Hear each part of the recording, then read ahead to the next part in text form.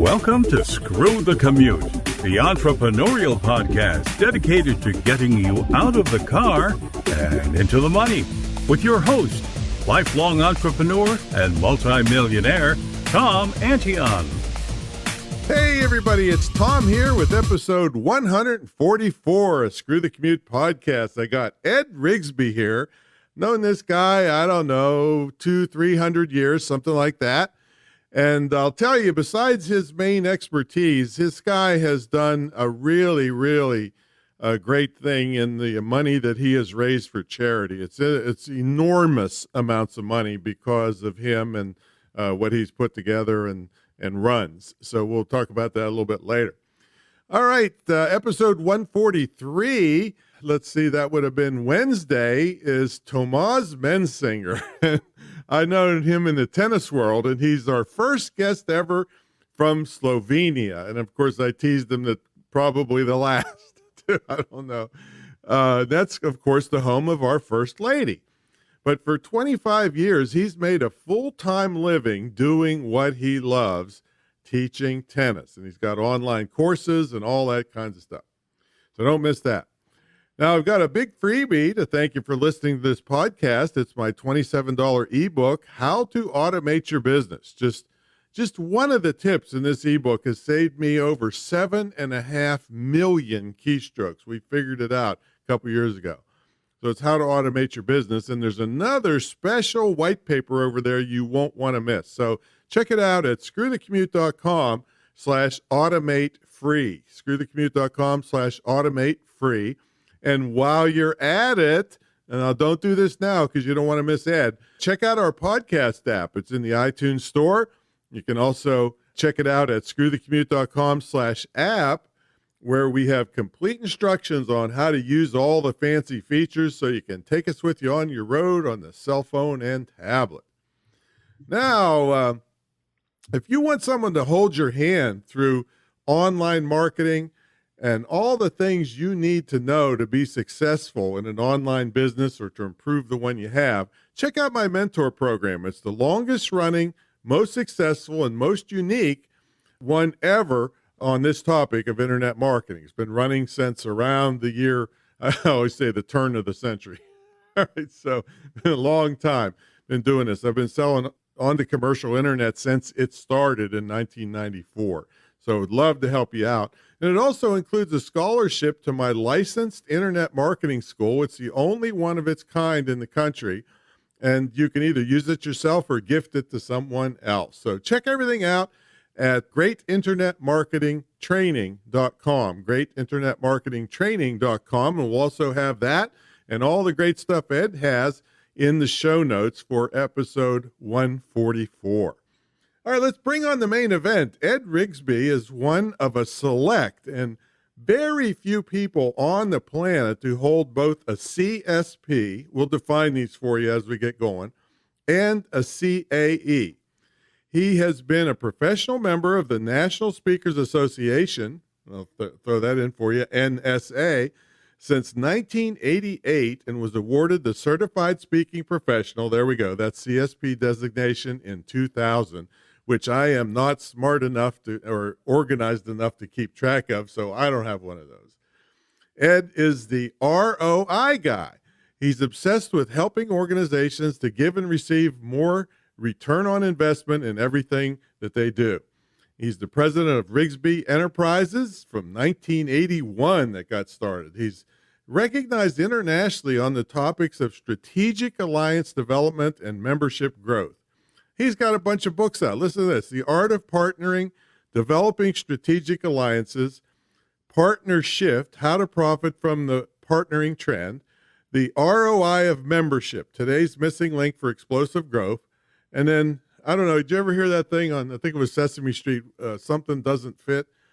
Kids, Parents, and Soccer. I don't know which one of those doesn't quite fit. We'll have to get him to tell us about that. But back with I mentioned his charity work. He's also the president and executive director of the Cigar Peg. It's an IRS-recognized 501c3 nonprofit public charity. He was kind enough to invite me to help him out in that on an occasion or two. and he's just raised enormous amounts for charity. So let's bring him on. Ed, are you ready to screw? Tom, I am, but to do what? The commute, that is. Commute.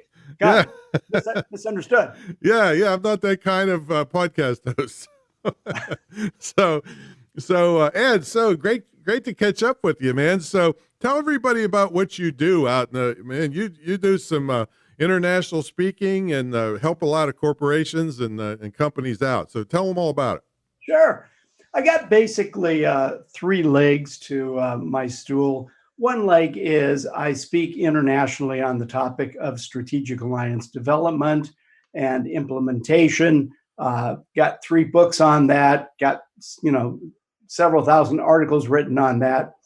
And in addition to that, I teach trade associations and professional societies, basically nonprofit business leagues, how to grow their membership, retain their membership, and become member ROI-centric organizations.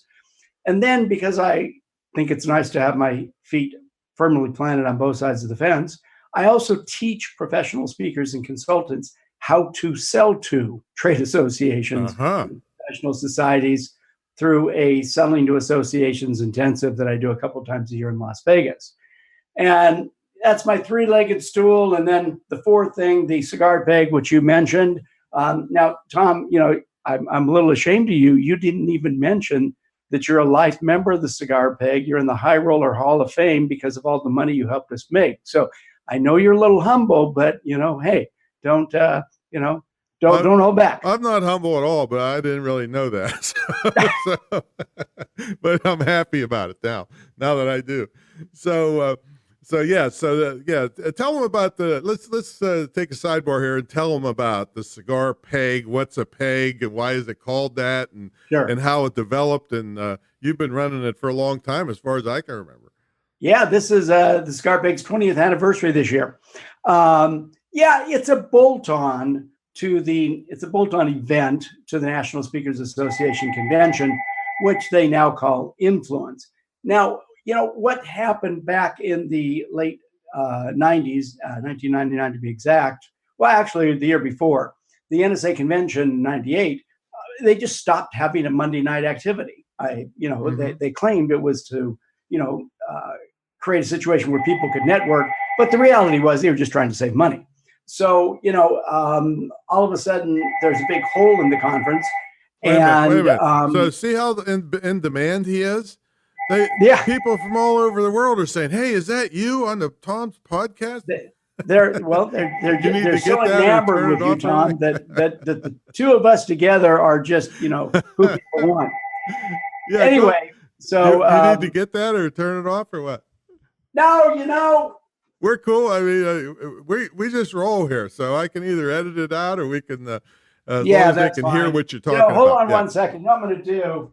Okay, so now, Tom, the telephone has been unplugged. The telephone won't bother us at all. Sorry, I forgot to do that. No problem. Anyway, so with Cigar Peg, NSA stopped doing a free, a Monday night event. All of a sudden, it became a free night. And then a buddy and I, we were up in Banff drinking and came up with the idea, let's create something new to kind of stir it up. And PEG stands for Professional Experts Group or Professional Emphasis Group, whoever you ask. And we just, for fun, started just a party. And, I like smoking cigars. My friend Grant Doyle likes smoking cigars. So we started the cigar party, the cigar quote PEG. And, we gave all the, we made a bunch of money. We got a local restaurant to give us some T-shirts from a sponsor, Hornitos Tequila. And so we were selling the T-shirts at the convention to everybody for $15. If they were wearing the T-shirt, they get money off on their dinner, and then they get $2 tequila shooters all night or mixed drinks, whatever. Yeah, even the women were buying drinks that night. And then we had this money left over. We didn't, it's okay, what do we do with it? And then we thought, well, let's see if we give it to the Speakers Foundation, if they'll recognize us. Well, finally, about 2-3 years later, they did recognize us. And, fast forward, not only have we created an event at the National Speakers Association, a bolt-on, a community within a community that creates a heck of a lot of reason for people to come, because we have a suite where, everybody gathers at night. We have adult beverages. We, do a couple other activities. We do a mastermind on speaking beyond your borders. But the big thing, the crown glory is the big cigar peg party on the Monday night, the free night at the convention, where we auction famous people like yourself to help newer speakers. The money goes into the charity, and all told, as of the end of last year, our total giving is $666,000, and some of that was to the NSA Foundation. A lot of it was, and a number of a good amount of money was to several other medical causes that we care about. So we call it, Tom, philanthropy through fun, and the heavy stress is the fun, and the philanthropy is the outcropping. Yeah, and I had a nightclub for 6 years, and afterwards I never thought anything ever good came out of drinking. But then now I hear that this whole thing came out of kind of a drunken, smoke-filled stupor from you and Grant. Pretty much. Yeah. Well, going even deeper. You remember this, Tom. The Speaker Bureau people, because Grant had a Speakers Bureau. So right. Speaker Bureau people expected speakers to pay for everything. So I'm up in Canada. At that time you couldn't get Cuban cigars. So I bought Cuban cigars up in Canada, which were probably counterfeit, but who knows? And, and I'm buying, Grandma and I are smoking the cigars I bought. We're buying, having drinks that I bought, and we just, And we're at Wild Bill's Saloon in Banff. and it's been a lot of work. I'd be lying if I didn't tell you. Oh my God. The amount of time, I see all the notices you put out and all the work that it takes to put it together. You really have done a great thing. We spend a year to make it look like we just kind of pulled this out of our, what. Yeah. And a lot of people think, oh, well, they just slapped this thing there. They just pulled it out of the, what. But every year it takes us another year to plan for the next one. So there's a fair amount of work. Well, really a big applause to you for that. Now tell them what a CAE is. CAE, Certified Association Executive. Because you're going to love this one, because I receive a small stipend from the Cigar Peg as the CEO manager, that qualifies me for being an association executive. And I didn't know that until one of the American Society of Association executives told me about it. And they go, their conference one year, the ASAE conference.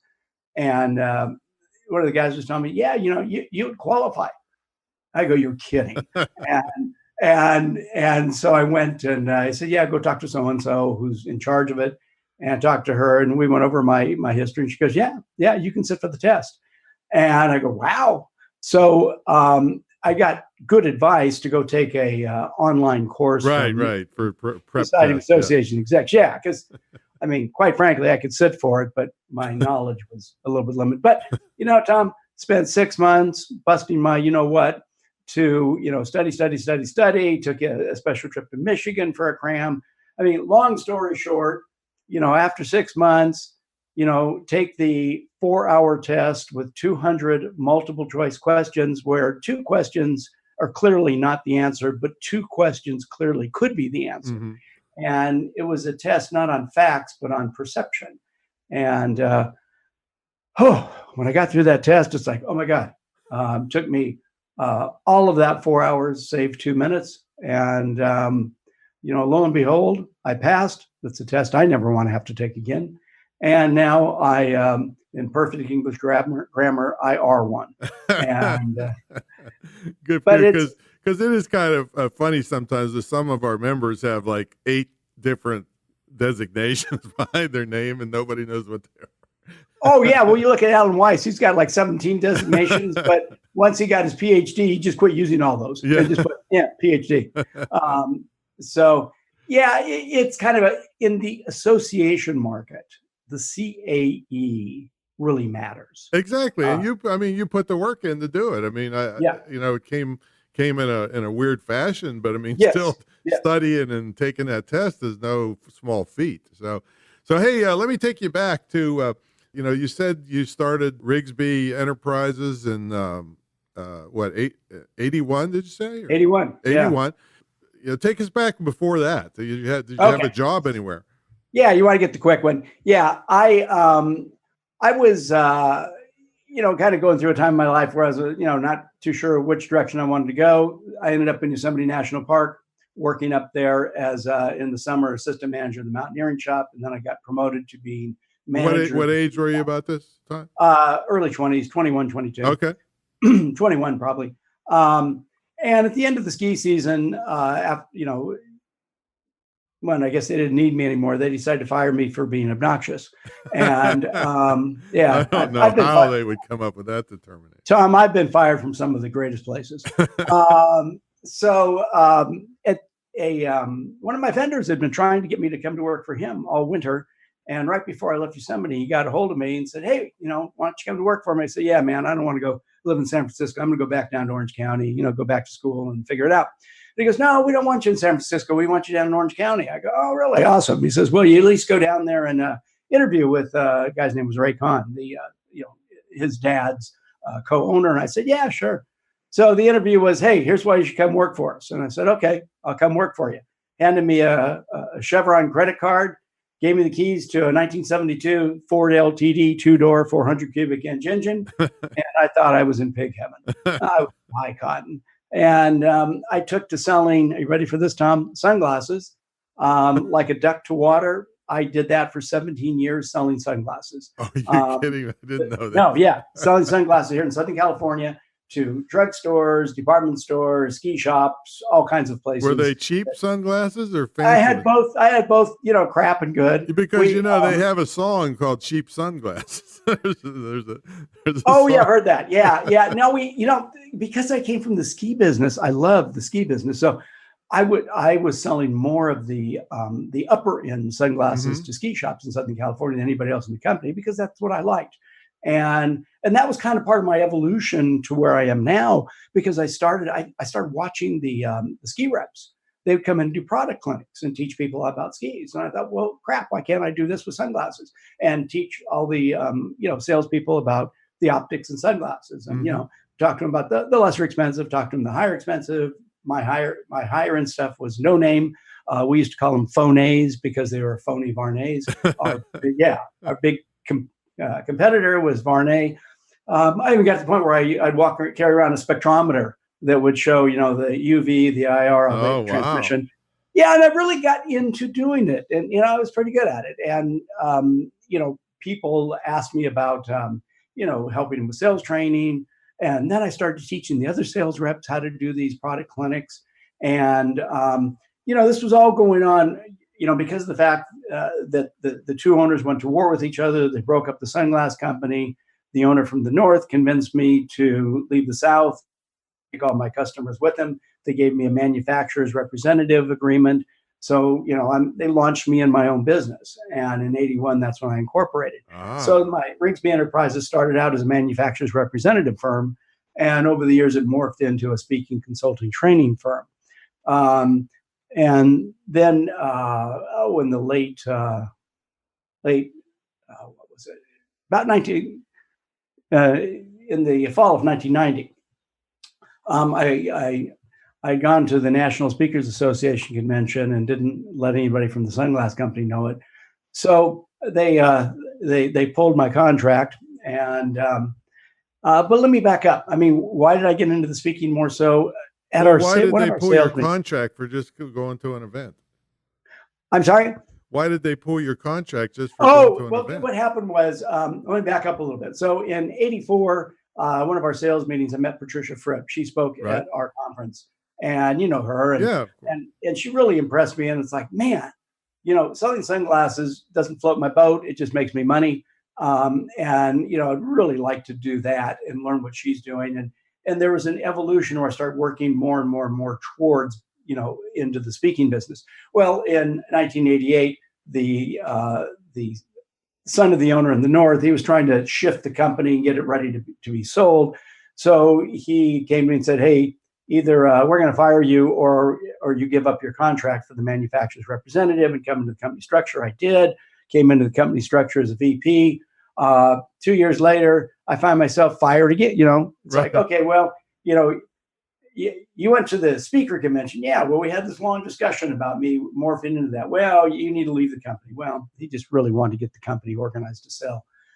So, here I am, 1990, having to make a decision. I either stay in the sunglass business and go pick up a line from another company, which I had several competitors out there that had already offered me jobs, so that was no big deal. Or I could start my own company. I could do that too, but that's not what I wanted. And, I talked to my wife and said, man, I really want to take a risk here. I want to take a chance. I want to try to do the speaking business, and I'd be really, upset if years down the road happened and I didn't take a risk and I coulda, shoulda, woulda. And, she says, well, okay, it scares the crap out of me, but, let's do it. So in, January 1991, I launched full-time my speaking business That's about the crazy. time. That's the same time I joined. Yeah.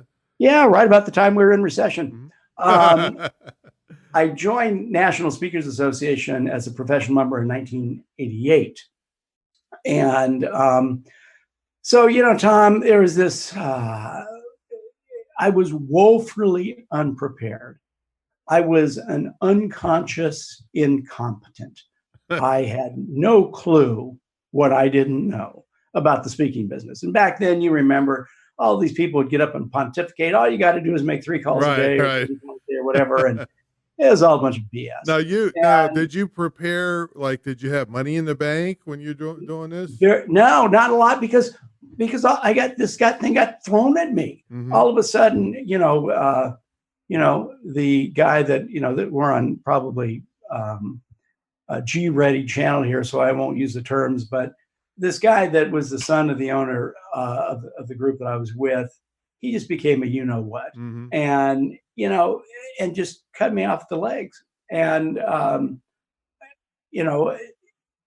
my wife, okay, so we got together in August. He flew down, met me at the local airport and said, yeah, I want you to leave. We're done. And my wife gave birth to our second son 2 months later. Oh, man. And this thing was, and no, I wasn't prepared. He gave me a little bit of a, severance, so I wouldn't go to war against him. And the severance helped, but Tom, I didn't have a clue what I was doing. I mean, none of us did really. Yeah. So it worked. It worked, and probably the reason, the number one reason it worked is I always remember what Michael LaBeouf told me in this business. He said, Ed, persistence. It's all about persistence, and I tell you, Tom, to make it in the business as a professional speaker, I've come to learn it is about persistence. I've met so many people that were better speakers than me, smarter than me, but they couldn't hack it. And they left the business, and 30 some odd years, last man standing, so to speak. Exactly. I say the same thing when people ask me. I do a lot of podcast tours, and I say, well, what's the key to your success? Persistence. I just don't quit. I'll never quit. You got to keep learning and improving, but if you quit, none of that matters. Yeah, I had a boss that once said, if you're not making mistakes, I don't need you. But if you keep making the same mistakes, I don't need you either. Yeah, so, it's great. We need you to take a risk, but we need you to learn from things that don't work and things that do work. And so, in the business of being a professional speaker, over the years, try this, it works. Okay, do more of that. Try this, it doesn't work. Well, don't do so much of that.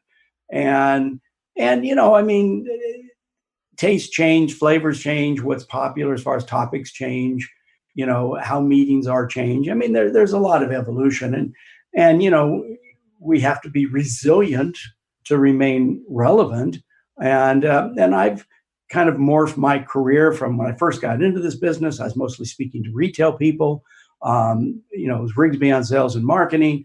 And, then I morphed into, strategic alliances, because I put out one of the early books. There was only like 1 or 2 books on strategic alliances when I brought out The Art of Partnering. And, now in addition to that, coming up with a whole concept for proving the ROI of membership in actual dollars for associations. I use qualitative research, and just something new, something that nobody else is doing. And then, over on the side where I'm, helping speakers to sell to associations, I mean, I've got a complete path. I just had a speaker at one of my events the other day said, hey, I took, so-and-so, and I won't mention any names because we all know this person, course to get going to the business. It was great. And the person said, yeah, go sell to associations, but you didn't tell me how. Yeah. That's So a he came good to my idea. intensive. Yeah, the guy comes to my intensive, and in 2 days, he's got a complete roadmap. He goes, oh, now I know exactly what to do. I do A, B, and C. And I go, yep, you've got a complete roadmap. All right. Well, speaking of that, that's probably Sure.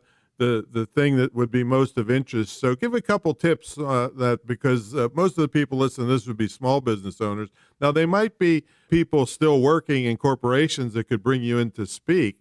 But for them, the people listening to this, give them a couple tips on selling to what that intensive course is about. Yeah, I mean, so here's the interesting thing. There's a lot of reasons why somebody might want to speak at an association meeting. It could be because they want to propel their career in that industry. It might be because they're a speaker or consultant that wants to get a fee. And speaking at an association meeting is kind of like a paid showcase because you're getting paid a fee to speak. And probably there's a lot of people in the room that you can hire, or they can hire you. I'm sorry. Yeah, hire you. Hello, wake up, Ed. So if you're an entrepreneur and you should be speaking at associations in your industry and talking about, what you do generically, and then they're just going to love you and they're going to hire you. If, you're a professional speaker, the thing is, you should be speaking at association meetings, but here's the problem. Here's the goal right here. So many people call the meeting planner, and probably 8 out of 10 times, the meeting planner is only the logistics person. Mm-hmm. They're not the decision maker.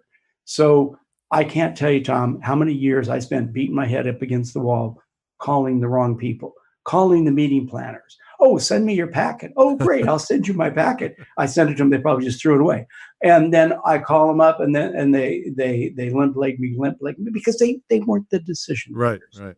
So what I teach professional speakers to do, or consultants anyway, I said, go through the back door. Don't beat your head against a block wall. So just about everybody has written articles or should be writing articles or has podcasts, has some kind of content. Well, I tell people, call up the association editor. Not too many people are calling the association editor. Make your content available to the association at no charge. That's a relationship bank deposit with the association editor. Well, the law of reciprocity basically says that if you do something for somebody, there's a good chance they might do something back for you. So, you're talking to the association editor, you make articles available, you make a relationship bank deposit, and then right before you hang up, use the doorknob close and request a relationship bank withdrawal. Say, oh, by the way, before I let you go, I got a quick question. They're usually in a good place because you've just given them a lot of stuff for free. And they said, sure, what is it? And I go, hey, could you tell me who the decision maker is for selecting speakers, for your events? And every once in a while, you're lucky, and the editor say, well, that's me. And go, oh, great. Well, let's talk some more. Or, yeah, that's a wonderful thing when that happens. Or you might say, well, you might want to talk with, Sam Jones, our meeting planner. I go, well, Sam Jones, the logistics person or the decision maker? And they go, well, Sam's actually the logistics person. Well, who's the decision maker? Well, Susie Levitz, she's our executive director. She really is the one that makes the decision. Oh, so Susie makes the decision. Yeah, she really does. Hey, well, could you connect me with Susie, before we, leave? And generally, they'll connect. That's the relationship bank withdrawal. That, okay, they told you who the real person is that you want to talk to. And if you have an internal transfer, you got a better chance of getting through to the decision maker than an external call. So the game is, and here's the funny thing, Tom, when I do these workshops on this, speakers still get it mixed up. They still think the game is, oh, get my articles published. No. The game is, use that as, you ready for it? Bait. Use it as conduit for a relationship bank deposit. Give your articles, give your content, give your podcast, give your videos, whatever, however you do your content, it doesn't matter. give that to the association that they can use it in various places. Now you've made the relationship bank with the editor, and generally the editor is going to tell you the truth. And now, Tom, you can find the right person to sell to instead of being frustrated as heck, wasting your time, with a logistics person, a gatekeeper.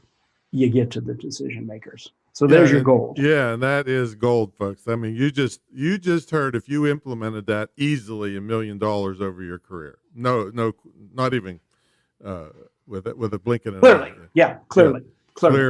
Yeah. So, geez, that's really, really great. So, how do people buy your books and all that stuff? And how do you have? I know you got. Well, I reached you through Cigar Peg website, but you have Rigsbee.com, right?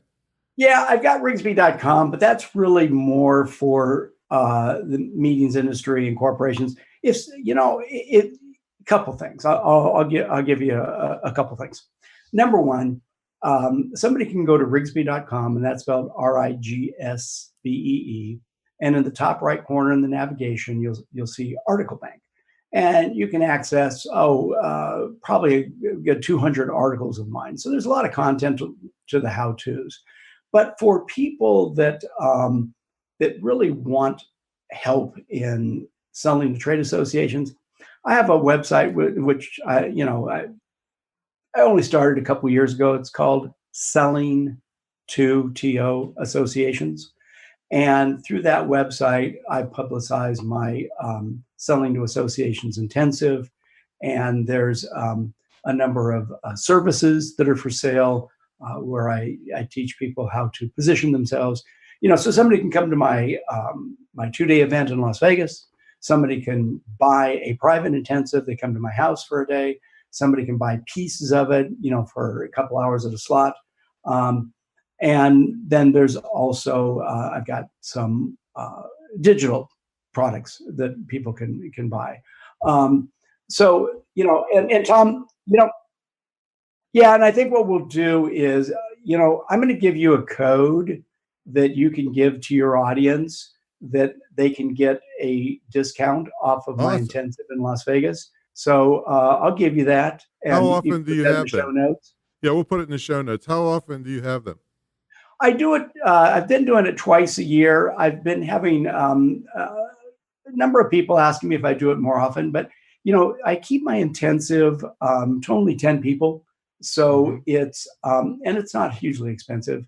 It's the one coming up in the fall. It's only $1,500. Unless you're a gambling addict, then it gets expensive really fast. Well, yeah, but hey, Las Vegas was my sales territory from about 1975 to 1990. Oh.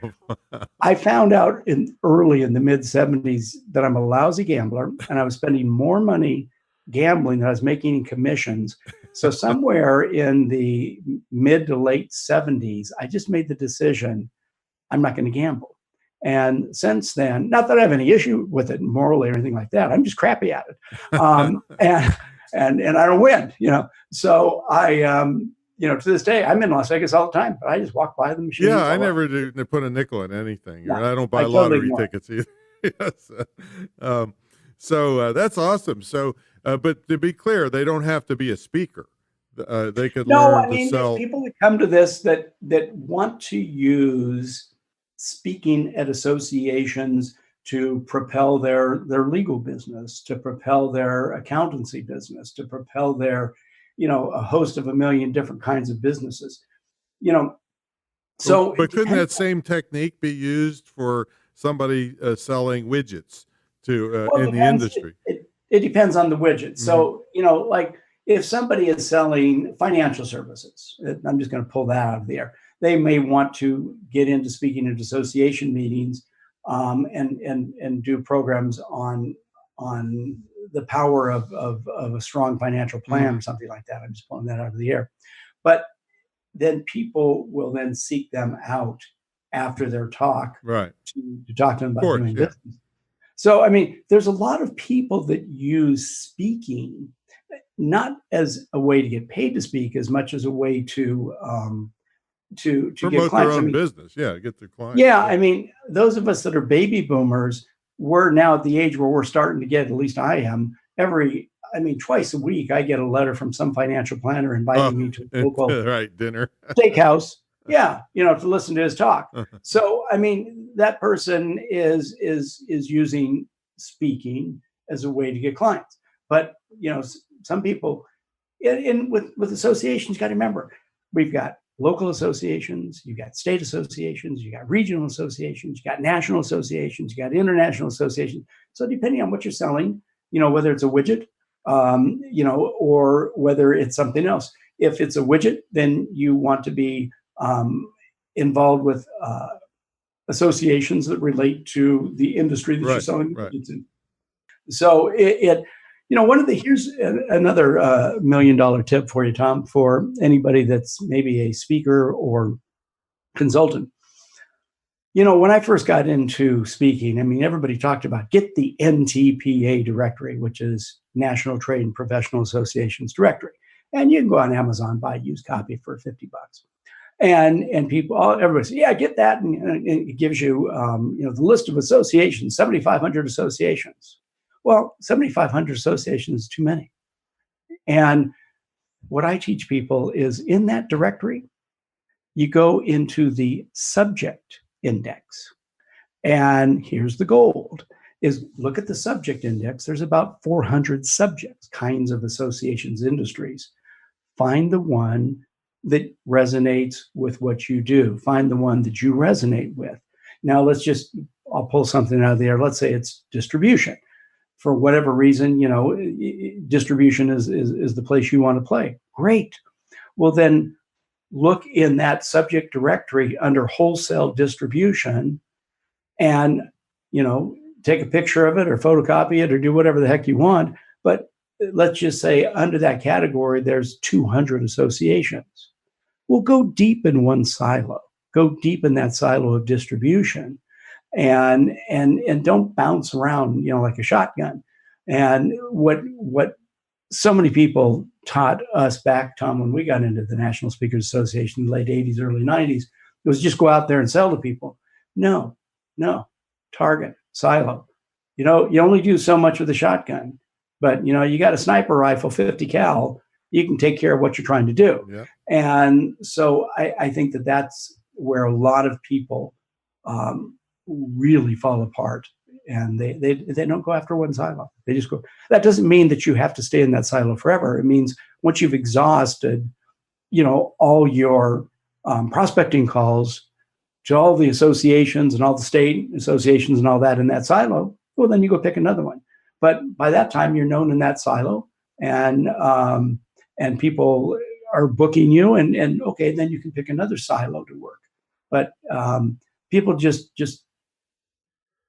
go out all over the place. It kind of reminds me of Tom Winninger. You remember Tom, right? I sure do. As a matter of fact, buddy of mine just ran into Tom at the Minneapolis NSA chapter meeting the other day, and he sent me a note about it. But it seems to me he was like everybody on earth in the lawn and power equipment or something. Yeah, knew him.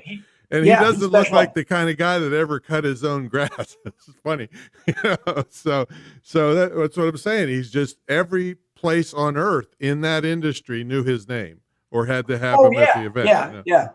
Tom at 5'6" with manicured fingernails. Yeah, exactly. That's what I'm saying. I don't know that he even knows how to start a chainsaw. Right. But he had the knowledge for those people.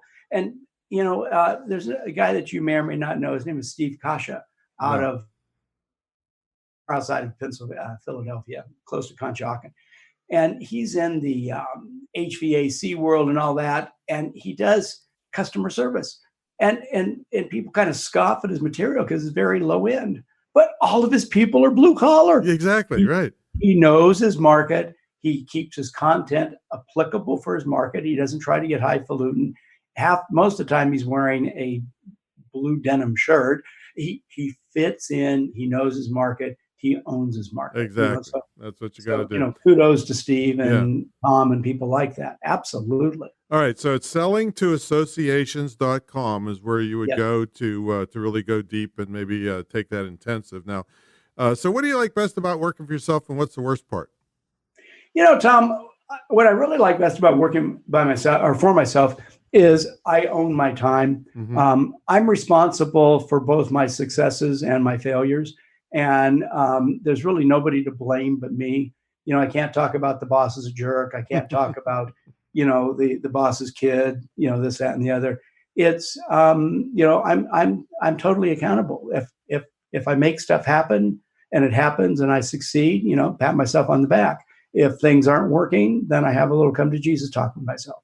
And, I like the fact that, Tom, a little bit later today, I'm going to probably go to a shooting range and do a little target shooting because it's what they call senior day. I like to call it old geezer's day, near dead day. But I can do that because I choose what, and this year I've got a lot of skiing in. My wife decided to get back into skiing after years out of it. And I'm not going to go skiing on the weekend. That's crazy. Too many people. So, I took a lot of, probably good 4 trips, something like that, maybe 5 midweek ski trips. Well, what I hate about skiing? What's that? When some little 3-year-old kid stops and asks me if I'm okay. Well, Tom, when I first learned to ski, it was when I worked up in Yosemite and I was the ski shop manager. And I got the job because I had a retail background, not because I knew anything about skiing. And I thought, well, I should probably learn how to ski if I'm going to be selling all this stuff. Now, at this time, my wife, who at that time was my fiance, she was up there working with me. And she had learned to ski when she was 5 because she's from Austria. So, I take some lessons from, kind of the grandmother teacher, ski instructor. And my first day out trying to ski, Tom, I'm going down the hill and I'm going down the hill and I'm going faster and I'm going faster. And I couldn't remember what Lois had said about how to turn the skis, stop the skis. And as I'm going faster, I think a snow mogul snake, I think they're called mogul snakes, grabbed my ankle and I fell and I twisted and turned and I'm rolling down the hill. Back then we had not the ski brakes, but ski straps. So I'm rolling down the hill. The skis are hitting the back of my head. I get to the bottom of the hill, snow all over. I wipe the snow off my goggles so I can see. Snow's on my back. I look up the hill. Now understand, I'm on the bunny hill. So I look up the hill. And there's at the time my fiance, now my wife. She had fallen down because she was laughing so hard. And she's perfect pillar ski. She skis down, comes right down to me, and flicks the back of her skis at me, which that is they throw snow in your face again. and I was so indignant. I mean, I could have been a hero and got up and tried it again, but I wasn't a hero. I stomped off the mountain. Yeah. My first experience actually skiing on my own wasn't a great one, but Tom, everybody starts somewhere, right? Yeah, I got and tried it again. I went back to Lois's class. And by the way, Lois's class was the kindergarten class. So there's me, kindergartner. That's a little embarrassing too. But, it worked out. And, there you go. All these years. So I've been skiing for, 45 years or so. Oh, man. And, I'm pretty okay now. So... All right, so we got to take a brief sponsor break. And when we come back, we're going to ask Ed what's a typical day look like for him and how he stays motivated. So, folks, back around the year 2000, I kind of turned the internet marketing world on its head. People like me were charging $50,000 or $100,000 up front to teach what we knew to clueless business people who pretty much refused to learn it on their own. But I'm a small business advocate, and I knew many small businesses could never afford that kind of money up front. So I made all the gurus mad by charging a relatively small entry fee to my program that also got a percentage of profits that was capped, so you're not stuck with me forever. So for me to get my big money, you have to make way bigger money. And plus, I'm not going to disappear on you because I won't get any of my money, right? So I even took it a step further. I bought this big estate home. It's got a TV studio in it. And as part of the year-long training program, you come and actually stay in my house for an immersion weekend. No one's ever done this in this field ever. So if you want that kind of hand-holding and somebody that's actually been there and done that, check out greatinternetmarketingtraining.com. Of course, that'll be in the show notes. Greatinternetmarketingtraining.com. This is episode 144. All right, let's get back to our main event. Ed Rigsbee's here. And Ed, what's a typical day look like for you? What time do you get up? Do you eat, exercise? Sure. Well, How's it the roll? typical day for me. Now, understand that I've got a little bit of extra motivation here because my wife still works. She works at, and as soon as I say it, you're going to say, "Oh, I love that place." She works at Trader Joe's. Oh yeah, And everybody loves that place. Yeah. And and she's crew member there. She goes, she has fun. She says it's like they pay her to go have fun. Okay. And so she's there in the morning. So she's up early now. So I'm usually up pretty early, 5-ish, and sometimes a little sooner, sometimes a little later. Give her a kiss goodbye, and generally I'm at my desk by about 7, Okay. and working. Generally, it depends, but a lot of times I'm making East Coast calls around 7, 8-ish, and making calls to other associations up a little bit later. Well, I know you immerse yourself because I called you up and said, "Hey, we're supposed to be on in a half hour." What? Well, yeah, that is a little challenge of mine. I mean, the separate cigar peg email.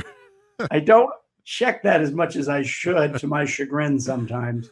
But yeah, no, I'm up, and so typical day, I'm Oh yeah, because you're on the East or the West Coast, so West Coast, California. it's we're in our day already. But when you're getting up, yeah, we're heading towards lunch almost. So you got to get busy to call. Get up, have a little breakfast, and then my son, when he was going to college, he got busted for having a cat. So we have his cat 10 years later still. So I have to brush the cat for a while, or the cat's all over me. But then I'm at my desk 7-ish, and it depends. I mean, sometimes I'll work till noon. Sometimes I'll work all day. It depends on what the workload is. If I'm working on a program or project, like yesterday, as an example, I was putting together a digital product for my Selling to Associations intensive website, and it's a digital product with which is a list of all the societies of association executives in the U.S. and international. And I was really engaged in putting that thing together, and it was a fun thing to do, and it gave me a chance to update some of my records. And I don't know, around 4:00, I finally got it uploaded, and it's like, okay, I'm done, for the day. And my wife was home doing whatever she's doing. Went out, sat, had a glass of wine with her, and that kind of was it. Some days I'll do a lot of going out and doing things with speaker friends. I do now a lot of coaching. I do also a video show, raw and unedited, for association executives. So I'm interviewing people on that, and love to target shoot. So what do you shoot? Oh, what do I shoot? All kinds of stuff. Everything from 22 to 25 to 9mm to 45. I gave away my 380s to my oldest son because buddy of mine that's a retired LAPD cop, he told me interesting thing. Here's an interesting. He said, his name's Marty. He said, my dad would never give me any of his guns. He would go buy me one if I wanted, but he wouldn't give it to me. And he says, it would have meant so much more to me if he would have given it to me when he was alive. Huh. And so fascinating. So I've got 2 sons, they're adults, and I've been divesting various things, just giving them to my kids, while I'm still alive. I mean, don't get me wrong. I'm a pack rat, and I've got a garage full of crap that I'm going to let them clean when I croak. But that's the price they'll have to pay. But it's kind of giving them things. So I gave both my 380s to my oldest son, and my 357 I gave it to my youngest son. And so it's fun, Tom, because I'm at a place now, especially where I'm comfortable enough with who I am, what I do. I'm comfortable enough with the income flow that, I still work. I enjoy it. I have a lot of fun doing it. I'm motivated as hell. I mean, more so than ever before. It's funny. I don't really understand why. Maybe it's because I don't have to do it. Maybe it's because I just want to do it. I think that's probably why. Beautiful story. And I was just thinking, I'm always looking at the weird side of things. wouldn't it be the ultimate irony if you gave your sons the guns and that's what they shot you with? Yeah, Tom, that's fascinating. Here, let's face it. There's going to be a time, okay, when my sons probably tell me, "Hey, Pop, it's time to turn over the put you to sleep." Yeah. and I'm sure there's going to be a time in my life when the sons come and say, "Pop, it's time to turn over your guns." I just hope that's not going to come next week. Yeah. I'll tell you what, how traumatic that was with my dad. He's in his 90s and he kept trying to drive all the time. And he was like Mr. Magoo. I mean, really? He couldn't see.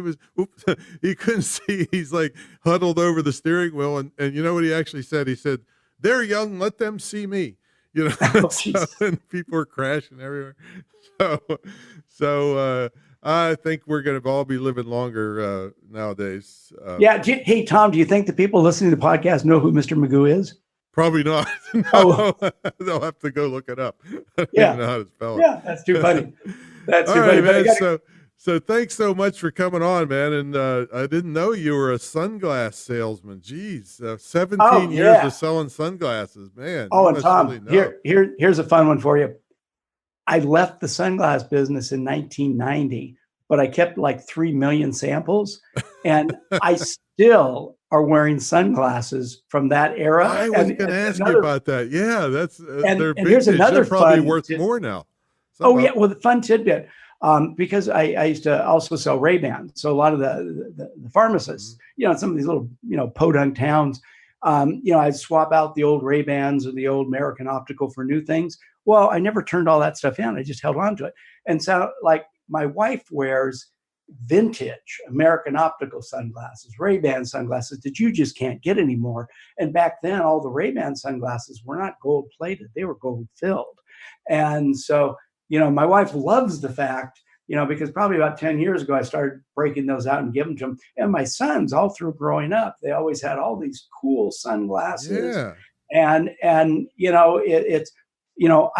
now out on the slopes. I'm really awesome because I've got the retro sunglasses, the ski glasses that just were in my box that I've had for 30 years. Yeah, and they're probably actually an asset because I'm sure they're collectibles. They'd be collectibles if you wrote them up right on eBay. Oh yeah, but I could probably sell them for a lot, but they're worth more to me just to wear. Of course, and yeah. Wear out. If you had 300 pairs. Well, I did have several hundred pair back in 1990, but today I'm probably down to about 50 pair. Well, see, in Virginia, we have to pay personal property tax. I wouldn't tell anybody about it if we had them here. Anything you own, you have to just pay a tax just for owning it. How do you like that? Is that a fact? That's true. Yeah. Is that the People's Republic of Virginia? I don't know, but it's no fun to see those bills for $800 I had to pay on my Chevy Suburban just per year. Kidding. No, I guess $808 just to own the vehicle. Yeah, so I see why people are moving to some of the other places. Well, Tom, I thought we were getting hosed here in California. Well, yeah, you are. I wouldn't kill myself to move there to get out of it. But we're not paying an excise tax on property. Well, I wouldn't be allowed to take my guns to California. They'd make me throw away all my magazines and get all that. Well, something. Yeah, it's here's the fun law. It's if you move to California, you can bring your guns with you. So in California put a law out about 3 years ago, stupid law, that no new models can be sold in the state until the manufacturers put a microstamp on the firing pin that would stamp the primer of the bullet with the serial number. There's no technology that can do that. But in California, they have a law saying that all new models of guns. So there's a lot of new guns that we can't get in California that if you had those and you moved to California, not only could you legally bring them here, but you could sell them for probably a hell of a lot more than they're worth in Virginia because you can't get them here in California. Well, it seems like they would be asking for people to bring all the guns they don't want to California that they don't really want there, the high capacity and the magazines. Well, and you ready for this? Now we got a new law in California that's going to go in effect in a couple of weeks, July 1, that now you're going to have to get a certificate from the California State Department of Justice just to buy ammunition. I saw that. On the And news the other you ready day. for this? Yeah. If you don't have a gun registered to you in that caliber and you want to buy caliber ammunition that's a caliber different than you have a gun registered to you, then you have to get a $19 Department of Justice permit. Yeah. We have gone loco. Well, did you hear the statistics I heard about U-Haul in California? No, what is it? A gazillion going out and none coming in? Exactly. Yeah, it's supposed to be like $200-$300 to go from Vegas to California, but like thousands to get a U-Haul to come out of California because they're not there. Everybody's leaving. Yeah. This may be politically incorrect to say, but in the early 1800s, the United States stole or won California from Mexico, and from the mid last century to today, Mexico slowly, one person at a time, taking it back.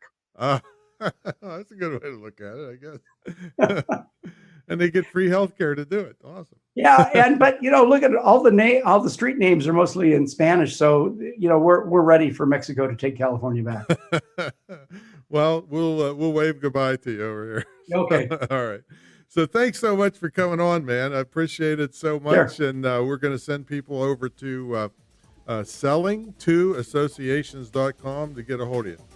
Thanks. All right, That's man. Awesome. We'll catch you later. Thanks, Tom. It was great. All right. Hey, everybody. We'll see you on the next